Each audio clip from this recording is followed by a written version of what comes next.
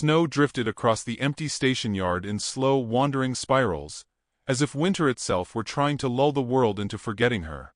Eliza Harrow pulled her shawl tighter around her shoulders, the wool thin from too many years of use and too many nights spent wishing for warmth that never came.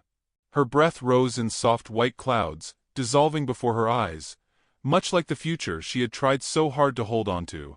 She sat on the worn bench beneath the overhang, boots dusted white, fingertips trembling, heart beating with the stubborn rhythm of someone who had endured far too much silence in far too few years.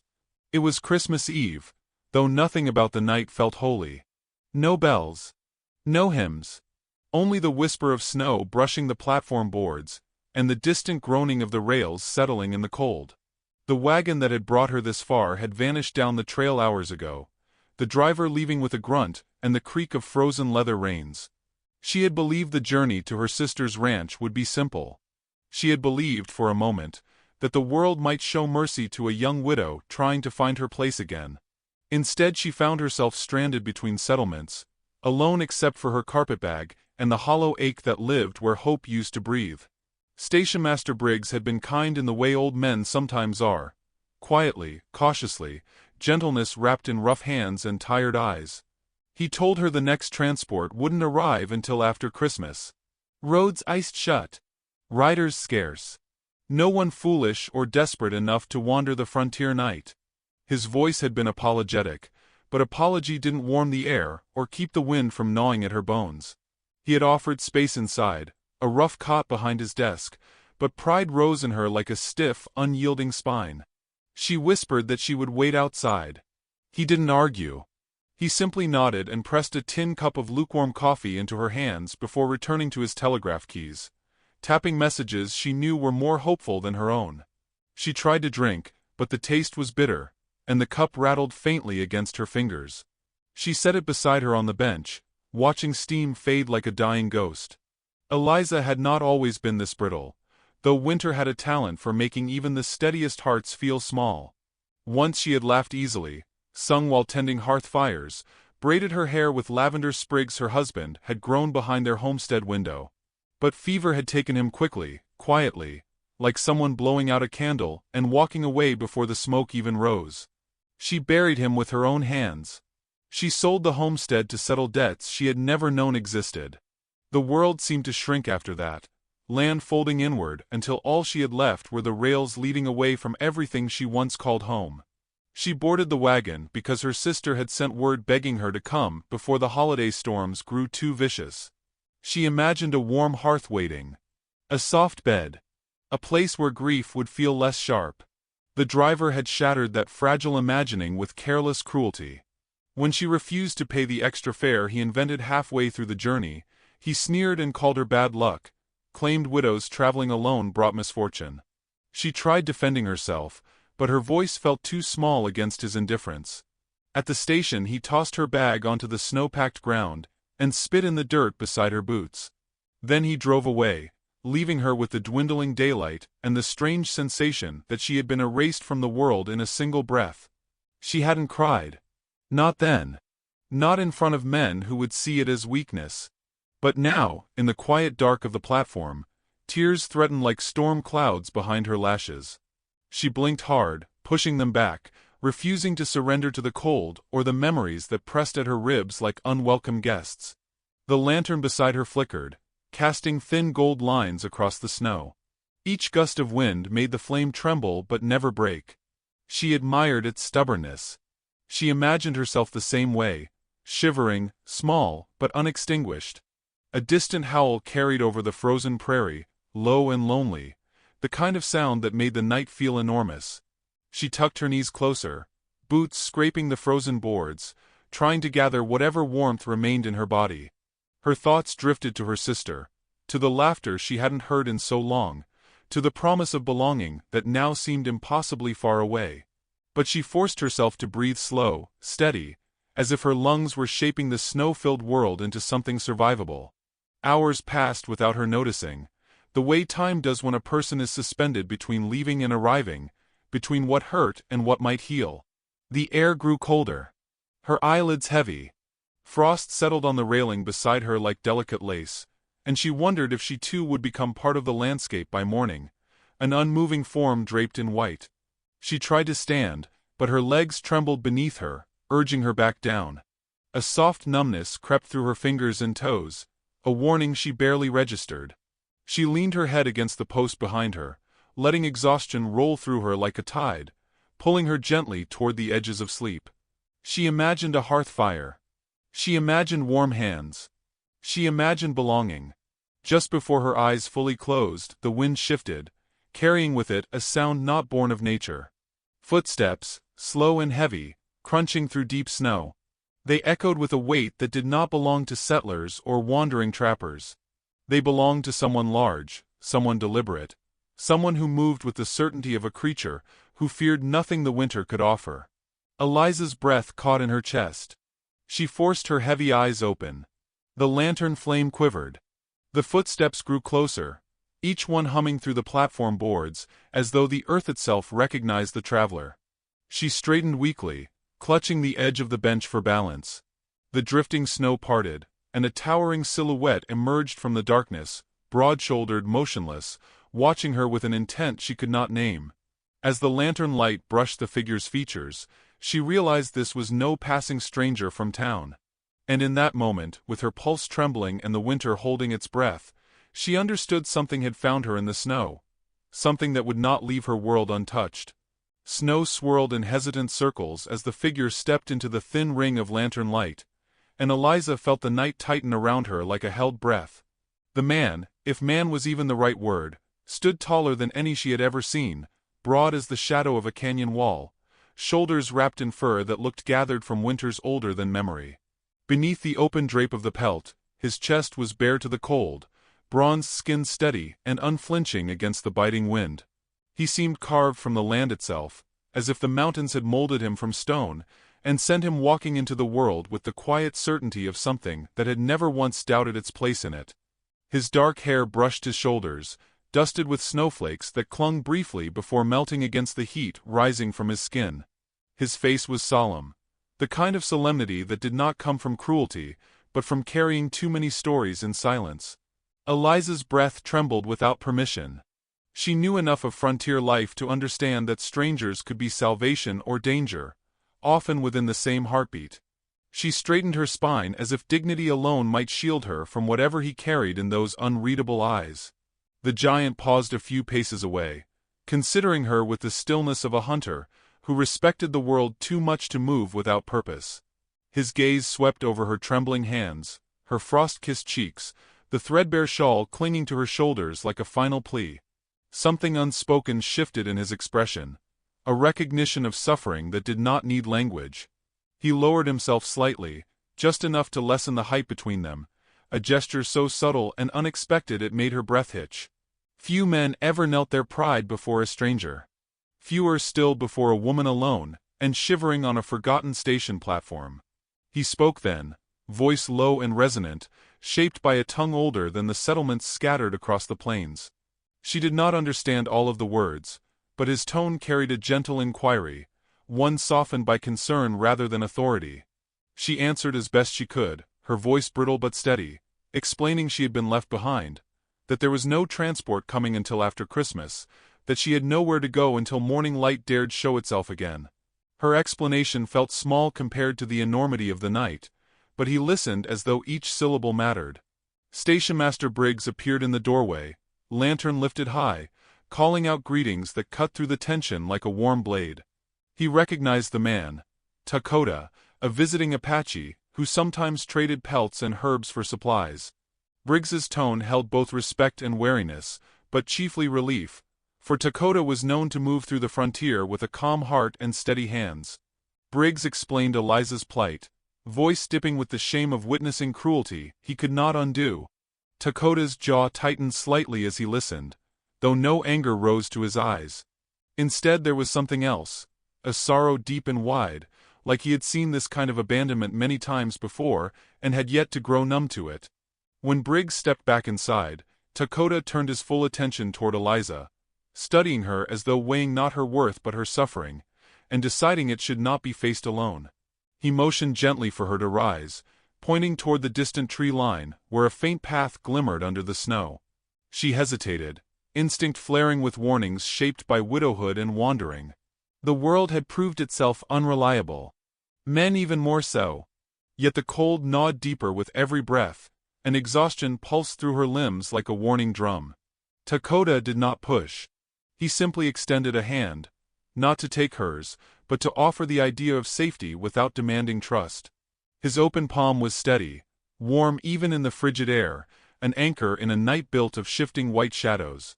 Eliza rose slowly, gripping her carpetbag for balance. Her legs trembled, reminding her that survival often required accepting help from sources that frightened as much as they comforted. She nodded once, a small, almost fragile gesture of surrender to necessity. Dakota acknowledged her choice with a single slow incline of his head, then turned toward the forest path. His footsteps broke clean prints into the untouched snow, each one deliberate, as if he wished not to disturb more than was required. Eliza followed, staying close enough to feel the faint warmth radiating from him, keeping her gaze fixed on the fur mantle that swayed with his movement. The path wound between tall pines, whose branches sagged beneath heavy blankets of white. The air smelled of cedar and distant smoke, as though the winter had spared one place where warmth still lived. Eliza's breath rasped soft and uneven in her chest, but Dakota did not rush her. Every few steps he glanced back, ensuring she had not fallen behind or succumbed to the cold that pressed against her like a tightening fist. His silence was not dismissive but protective, a stillness shaped by someone who had learned to speak only when words added meaning. In that quiet, she studied him with cautious curiosity. He walked with the confidence of one rooted firmly in who he was, unbothered by judgment or misunderstanding. There was a steadiness in him she had not felt around another soul in years, not even her late husband, who had carried his own storms behind soft smiles. As they moved deeper into the trees, a faint glow appeared ahead, pulsing like a breath in the dark. The hunting shelter emerged, log walls nestled into the hillside, smoke curling from a stone chimney. Relief washed over Eliza, so suddenly her knees nearly gave way. Dakota noticed the falter and reached out, not touching her, but positioning his arm where she could steady herself if she wished. She accepted, fingertips grazing the warm skin of his wrist for a fleeting moment before she pulled back, flustered by the gentleness in his eyes. Inside, the fire burned low but steady. Dakota stoked it with practiced ease, coaxing the flames to life. Light danced across the shelter walls, revealing woven blankets, dried herbs hanging in quiet rows, and a small wooden carving resting near the hearth. A woman with long hair, shaped with careful hands. Eliza sensed a story in that carving, a grief as deep as her own but carried differently. She said nothing. He did not offer explanation. That silence became its own fragile understanding. Warmth seeped into her frozen limbs, loosening the ache that had claimed her since the moment she was abandoned. Dakota lowered himself across the fire, watching her with a gaze neither intrusive nor distant. It was a look that asked without demanding, a look that waited for her to decide how much of herself she wished to reveal. She met his eyes briefly, enough to feel something shift inside her like a long-locked door cracking open. Not trust, not yet, but the early tremor of possibility. Outside, wind rattled the pines, but inside the shelter, a quietness grew between them, something shaped by shared solitude rather than spoken intent. Eliza drew the blanket around her shoulders and let her breathing settle. She felt small but not invisible, cold but not abandoned. The fire crackled softly, sprinkling sparks that drifted upward like tiny wayward stars. Then, just as she began to believe the night had given her all its surprises, Dakota's attention snapped toward the door. His posture changed, subtle, alert, protective. Snow struck the roof in sudden sharp flurries, and the distant howl of wolves trembled through the trees with an urgency that did not belong to ordinary winter chorus.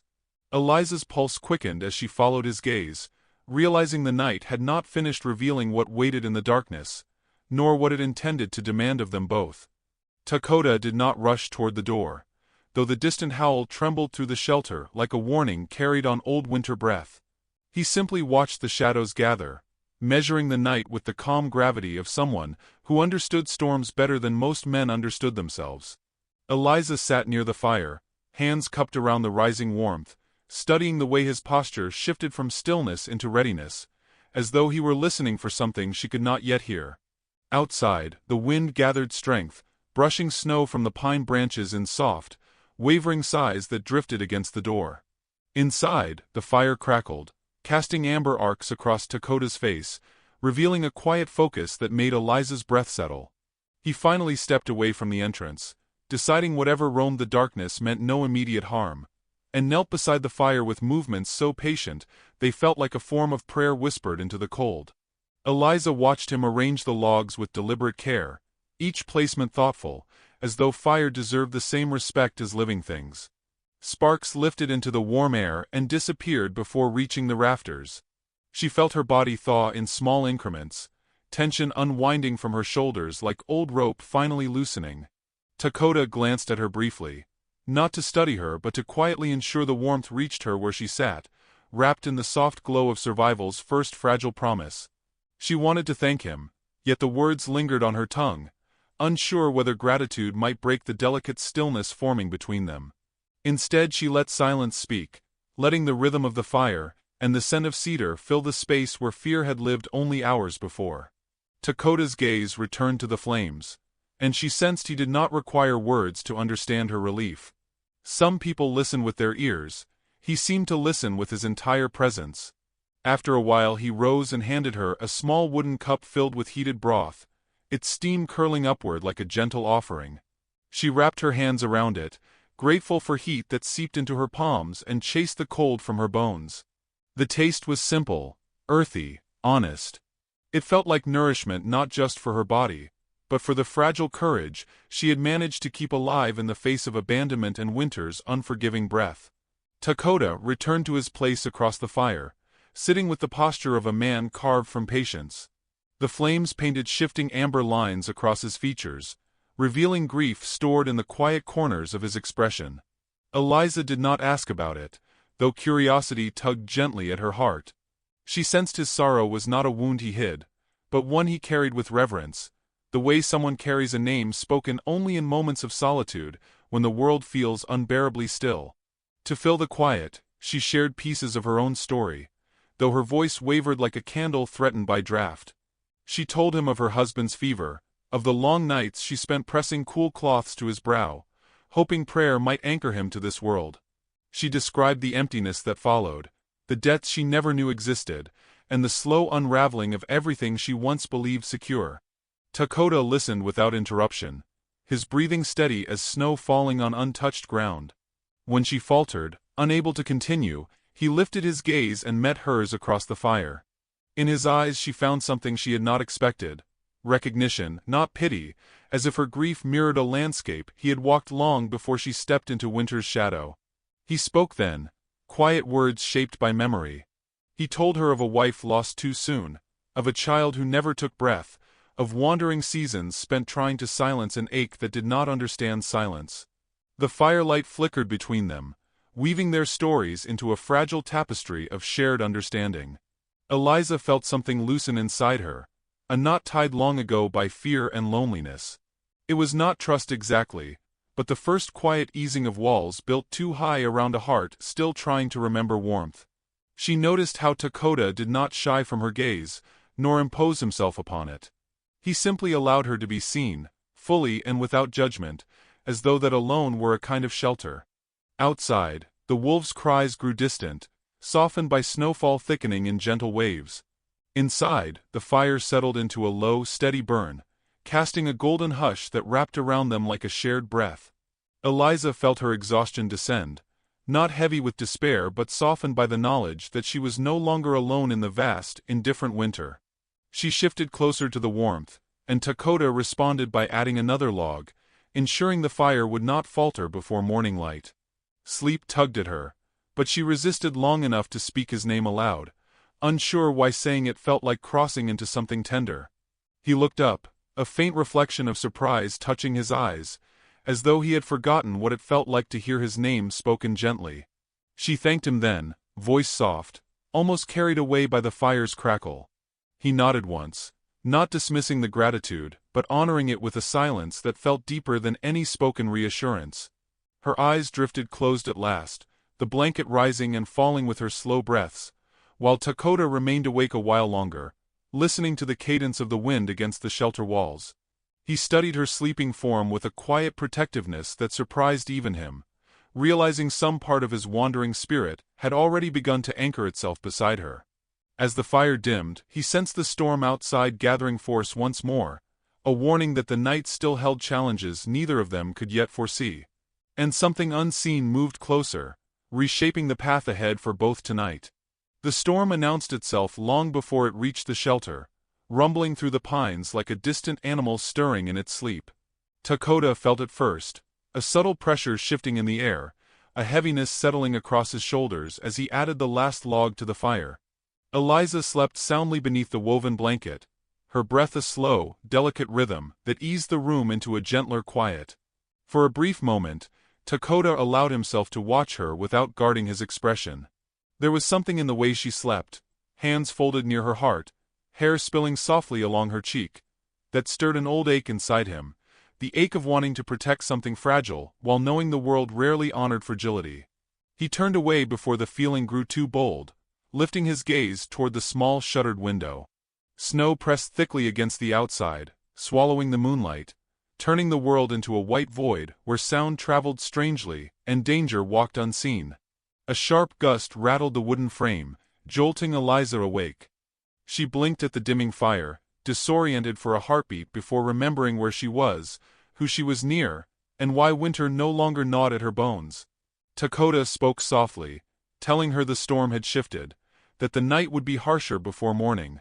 She pulled the blanket closer, not from fear but from the realization that safety, once a fantasy, now felt like something within reach, something that made her heart ache with cautious hope. She asked if storms like this were dangerous. His answer was simple: only when one faces them alone. The words pressed warmth into her chest, though the wind outside roared as if trying to tear the shelter from the hillside. It reminded her of the wagon driver, of the harsh laughter that followed her as she stood abandoned in the snow. Shame flickered through her like a shadow, and she looked away, but Dakota noticed the shift in her breath. He asked gently why her journey had ended at the station, voice low enough to leave her the choice to refuse. She hesitated, weighing the pain of remembering against the quiet strength of the man before her. The storm outside deepened, thunderless but powerful, shaking loose memories she had tried to bury. The truth came out in fragments: how the driver claimed she brought misfortune, that widows traveling alone carried dark omens, that he'd heard whispers she must have cursed her own husband. Each lie felt sharper spoken aloud than it had when hurled at her in the cold.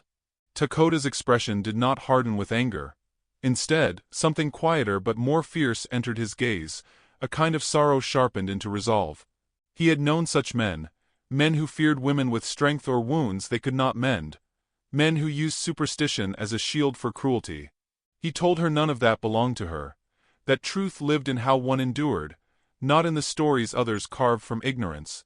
Her breath trembled, not from pain but from the unexpected relief of being believed without question.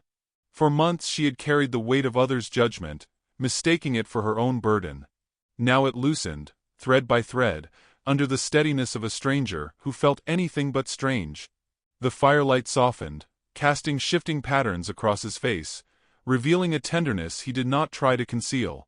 She found herself leaning into that warmth, into the quiet understanding that seemed to move through him as naturally as breath.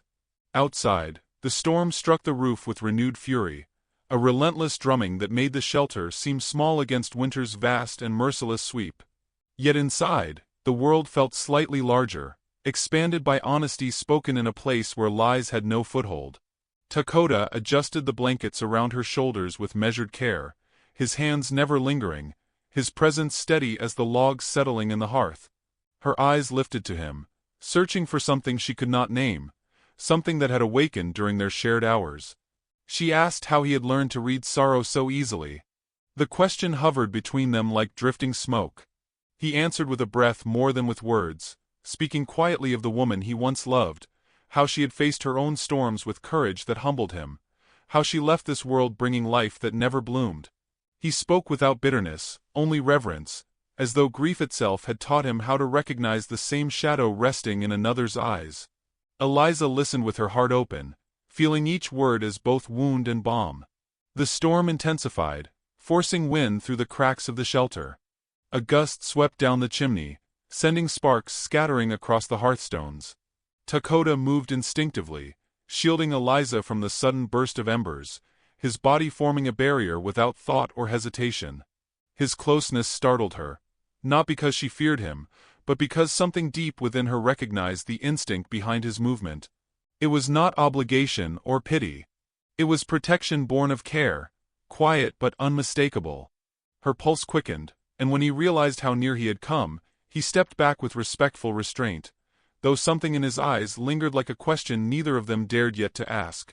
The wind screamed outside, filling the silence he left behind. Eliza stared into the fire, feeling its heat blend with the warmth rising beneath her ribs. For the first time since her husband's passing, her loneliness did not feel absolute. It felt like winter melting at the edges, revealing the earliest hint of spring buried beneath sorrow. She wondered aloud if storms always revealed truth in this way. Dakota replied that storms stripped the world of its disguises, leaving only what must be faced. His gaze met hers again, steady and unflinching, and in that quiet space between them, truth settled with a weight both terrifying and strangely welcome. A sudden crack split the night, louder than thunder, closer than any wind. The shelter shuddered as if struck. Dakota rose instantly, moving to the door with a hunter's precision, listening hard against the storm's roar. Eliza stood too, heart pounding, clutching the blanket around her shoulders. Snow filtered in through a thin gap beneath the door, carrying with it a scent not born of winter but of smoke, fresh and unsettling. Dakota's jaw tightened, and he turned back toward her, eyes dark with recognition of a danger that had nothing to do with wolves or weather. Someone else was out there. And whatever they brought, it was not the storm. Dawn crept slowly through the thinning storm, a pale gold seep that softened the jagged edges of the night. The world beyond the shelter had settled into a quiet, so complete it felt reverent, as though winter itself paused to listen. Dakota stood at the doorway, his silhouette framed by drifting light, the tension in his shoulders easing only when he confirmed the danger had passed. Whoever had approached during the storm had left no sign, but a broken branch, and a faint trail swallowed quickly by fresh snow. Eliza watched him from beside the dying fire, her fingers curled around the blanket he had placed over her during the darkest hours. She felt the shift in him, something unspoken but certain, as if the night had carved a truth into both their spirits that could no longer be ignored. He turned toward her with a measured breath, softer than she expected from a man made of such strength. Light brushed across his face, revealing weariness etched into the lines near his eyes, but there was something else too, a quiet resolve that deepened the air between them. Eliza rose, legs unsteady yet pulled forward by an instinct older than fear. Outside, snow glittered like scattered stars fallen to earth, and the cold held a gentler bite in the new light. Dakota stepped aside so she could join him at the threshold, and when she did, the world felt impossibly wide, a clean slate of untouched white stretching in all directions. For a long moment they stood in silence, listening to the distant creak of ice-laden branches, the soft sigh of wind moving through the pines. Eliza could feel her heart beating against her ribs, steady but searching, as if waking from a long sleep. She wanted to thank him for staying awake through the storm, for shielding her from the embers, for believing her without hesitation when she spoke of the cruelty she faced. But gratitude felt too small for everything that had passed between them. When she finally spoke, her voice barely disturbed the dawn. She asked why he had helped her, why he had walked into the station's darkness when he could have passed by without consequence. Dakota did not answer immediately. He knelt to brush snow from a nearby log, his movements deliberate, thoughtful.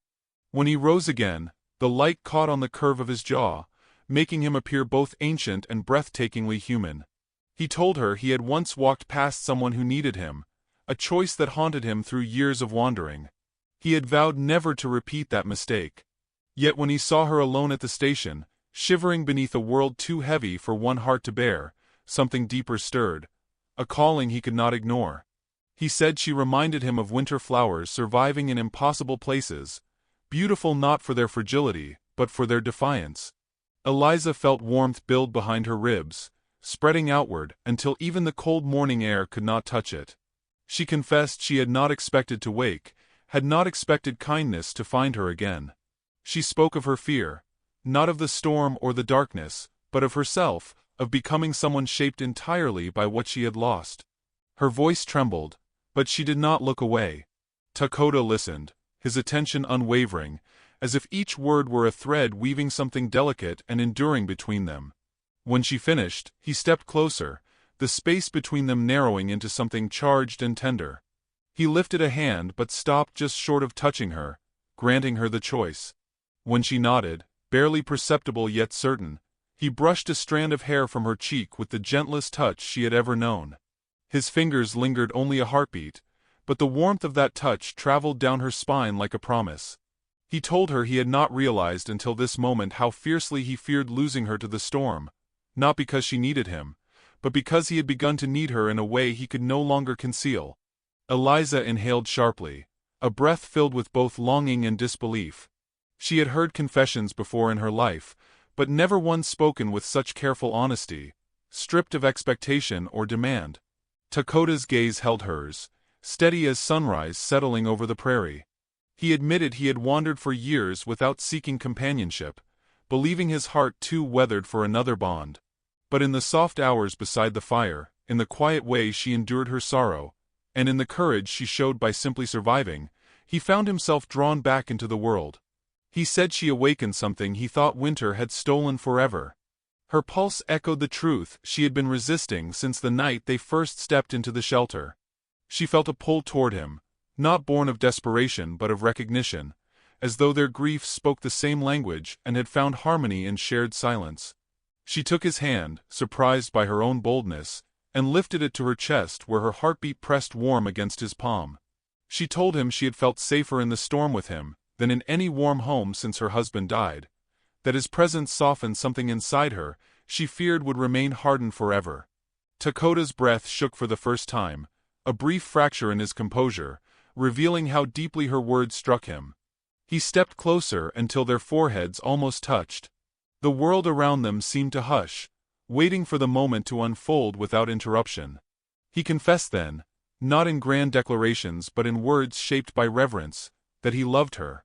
That the night had carved this truth into him as surely as wind shapes stone, and he could no longer remain silent.